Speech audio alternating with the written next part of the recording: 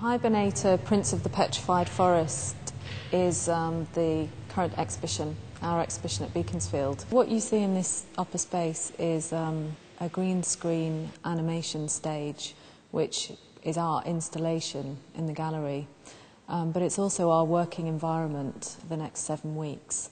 The animatronic is based on Walt Disney, but also a couple of his kind of iconic cartoon characters, Bambi and Thumper. As well as using more kind of traditional animation techniques, we're also animating with this robot, which kind of shows maybe or a kind of development in the kind of animation process. If we wanted to turn the neck in one direction, you would move this slider in different directions, or we can open and close the jaw with another slider. It's using pneumatics mainly in the body and electrical motors in the head to do more subtle movements. The electrical motors are more controllable, they're more kind of speed controllable, so we can make quite lifelike eye blinks and eye movements and that kind of thing. It seemed natural for us to link up this idea of hibernation and especially kind of anomalous behaviours with the general idea of animation and also suspended animation. And the kind of overarching all of this, I guess, is the manipulation of life processes and our perceptions of life, etc. Part of our creative process to this date has been working with a writer who's created a script. And in this script, this figure kind of represents a figment of Disney's imagination. The animatronic is basically a performer in the film that we're making.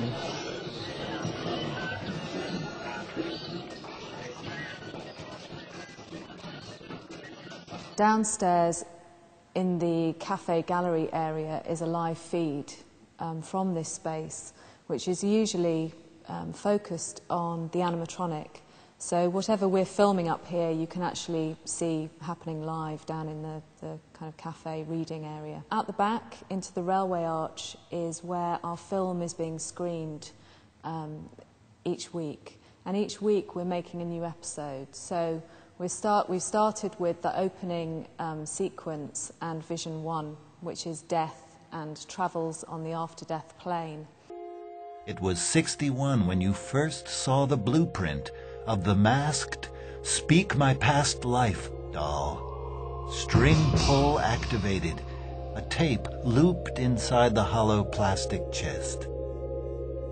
Do you sense that you've been here before? Well, maybe you have, in a past life. This is the railway arch space, and it continues on from the green screen space upstairs.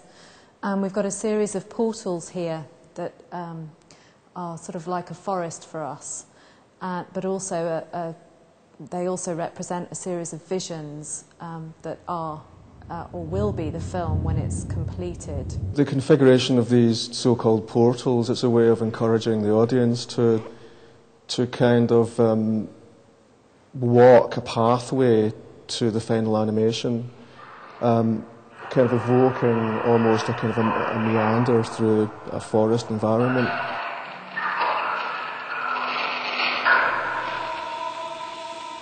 It's over.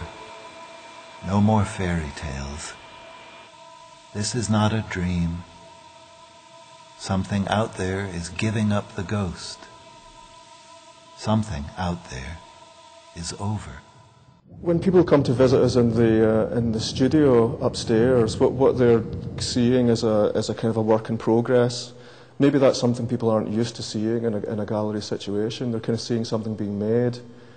And for us it was quite important to show that, because it's a kind of comment on, perhaps a comment on our kind of constructed notions of reality, which is the whole industry that Walt Disney was involved in was very much about that. It's about kind of manipulating our perceptions of the world.